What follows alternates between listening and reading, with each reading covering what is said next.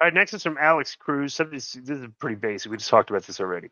CM Punk and Impact Wrestling. Questions for Conan. A report that just recently came out that Punk was backstage at the taping the night after Bound for Glory. Since you were backstage, can you confirm this is true? Yes, we already Yeah, we already on went over this. that at the beginning of the show. Yeah. Next is from Brian Carrillo, and the subject is legitimate fighter. Hello, all. Was curious on your input on when commentators will make remarks about being a legitimate fighter. I definitely heard this about various competitors within WWE, such as Lesnar and Lashley. I mentioned a couple, but a different example is Ronda Rousey. You hear from the commentary team and from who I don't know because they're all the same at this point. When Ronda comes out, that so-and-so better be prepared for battle because she's a legitimate fighter.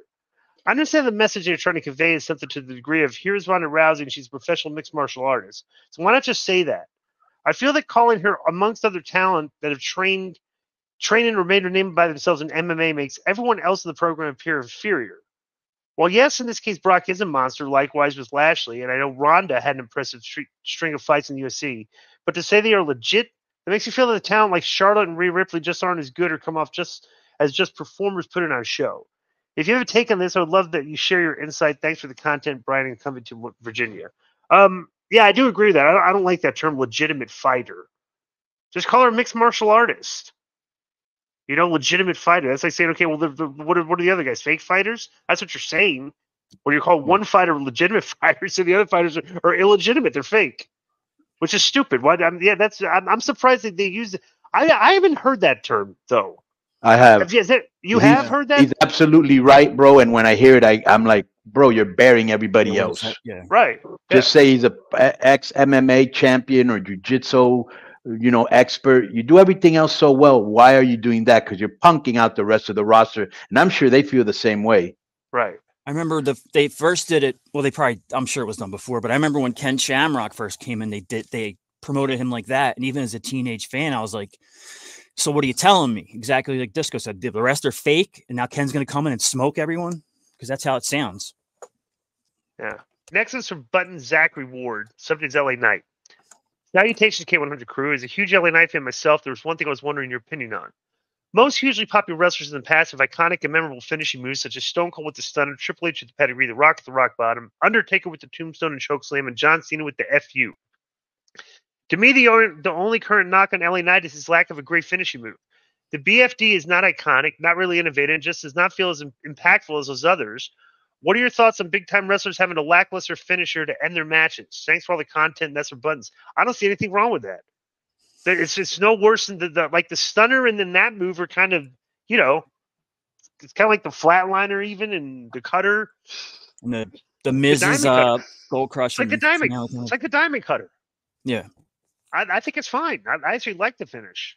Yeah, it'll catch on, What do you think, Conan? Yeah, I agree. Next from Jim Lennon, subject is Solo Money. On Booker T's latest show, he hinted that Nia Jackson's back in WWE with a huge pay raise. Got me wondering, K100. What kind of money do you think the Solo Sikoa is on? I mean, he's one of the top names on SmackDown. He's on every TV and house show, but at the same time, he's so young and fresh to the business that he likely, in my mind, had to take the offer that WWE made him, but wasn't able to ask for more. Do you guys think the Solo is on low money, or do you think due to his real-life connections, he was able to work out a huge first contract with WWE? I think WWE, he's on a system contract with them where you're coming up, we're training you in the developmental, you're on NXT, and we're bringing you to the main roster. I think everybody's kind of got the same deal at that point from that system. I don't know, but I would suggest that's how I would set it up. If you come to the roster, this is your downside guarantee. I mean, bro, the guy's making a pretty penny. They're selling out everywhere. It's like everybody's making their downsides and then some. So it's like he's making a good chunk of change. Next is some Robbie Grant. Subject is who's better. Whoever had the bright idea to have Larry Dallas come on the show, drunk, to review Dynamite when he hasn't even seen the show and was loudly yelling into his phone the whole time, needs to be dragged outside and scourged Mel Gibson style. That was the worst segment ever. So who is responsible for that? Beat them badly. I love when you guys do the who's better stuff, so I got one for you. Brock Lesnar versus Ric Flair. Ric Flair would be the greatest worker of all time, while Brock Lesnar would be the most realistic wrestler of all time, to the point that even jaded marks like me, I'm 42, get worked into the whole is this real stuff? So Conan, Disco, and hopefully not Larry Dallas. Brock Lesnar versus Ric Flair. Who's better? P.S. I'm going with Lesnar. No, well, I can't agree with that. But Ric Flair is an iconic wrestling figure. Arguably, if you took the two people that paved the way for professional wrestling in our era, it's Ric Flair and Hulk Hogan. Like, they looked the part. That's a professional wrestler. And plus, too, Ric Flair was a cultural icon. You saw the 30 for 30 on ESPN. Like, all athletes were like, professional athletes. Like, he had the influence over everybody. Brock Lesnar is Rappers. rappers and stuff. And then, Brock Lesnar is just kind of like rappers ain't singing about old white guys unless they were cool. Right. Yeah. Right. But I'm just saying, Brock Lesnar was like a legitimate athlete that was a UFC fighter. So it's two different. They're two different people. But I agree with you 100%. Yeah. With Flair. Ric Flair. With all respect to Brock for what he's done and who he is, but Flair. Yeah. Next is some Jerry's Tadros. Subject is question. Hey, K100 crew. So watch a match between Macho Man Randy Savage and Kevin Nash when all of a sudden a fan ran into the ring. Macho Man took him down and punched the fan in the face. Was there an unwritten rule about what to do to fans when fans interfered or ran in the ring? Of all the wrestlers, the fans chose Randy Savage. Big mistake. The clip is on YouTube. Someone recorded it. Play the clip, Joe. You have the clip? Mm-hmm. Let me see this.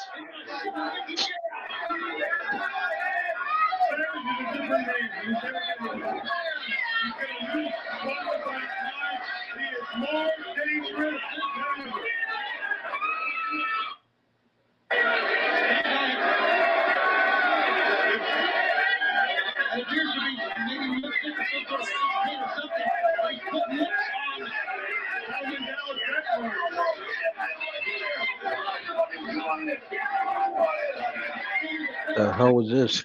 I don't even remember this. I don't remember this either. You dumb son of a bitch. Big mistake. He even hit the security guard. Was that Dillinger? No. Yeah, JJ. Yeah. Doug Dillinger got in there. Big Doug. Well, they had good heat. A fan like had so much heat. Okay, it's good enough, Joe. And look at the punches. Did you see the punches? Yeah, so much heat the fan hit the ring. Yeah, that's a wrong guy to go into the ring with. Yeah, it's an unwritten rule. I think he asked, is it an unwritten rule? Is that what he said? Well, you can defend yourself. You can beat the guy up. Mm-hmm. Right. Yeah. All right. Next is from Jesse Hernandez. Subject is Dave Meltzer legacy. Hello, K100 crew. When Dave Meltzer retires or is no longer involved in the wrestling business, what do you think his legacy will be? And who do you think will be the next Dave Meltzer? There will never be a next Dave Meltzer because I don't know anybody in the business that has that guy's work ethic when it comes to writing. I mean, like, bro, you see, like, you think these new cats like the podcast and just get print gossip and stuff? You think they put the work in that Dave does every week to well, not only that, bro. He's got an encyclopedic memory from going to matches for over 40 years that they don't. Right. He's just a walking encyclopedia of information. Yeah. Yeah, he'll go down as the best ever to do it in this business. So I would agree with that. You want to give him some Jamaican horns, Feeney, just because I like the Jamaican horns?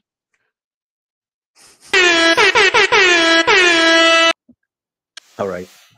So this next one is from there's no name on this or anything. So, hi guys, my name is Chris from Lemoore, California. Big fan of the show. There's a Booker question for Conan.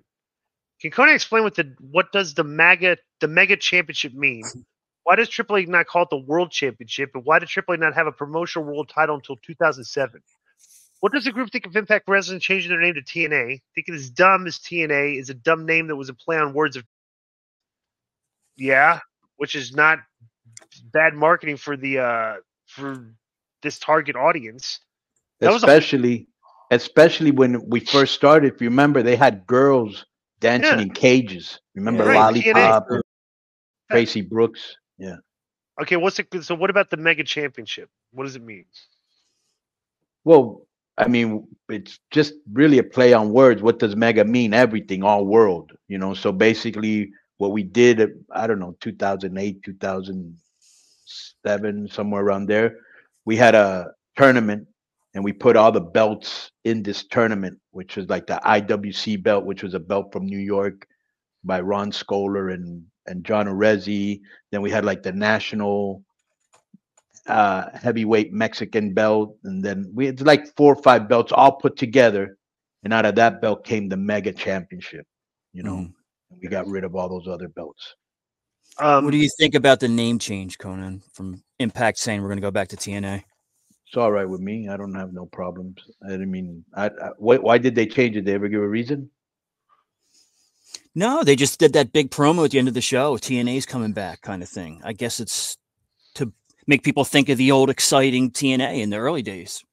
Could be. Maybe who knows, Disco? Maybe they sell a lot of like nostalgia merchandise, and people always asking for old school acts. Nostalgia always sells, you know, and maybe they want to bring that name back, I guess.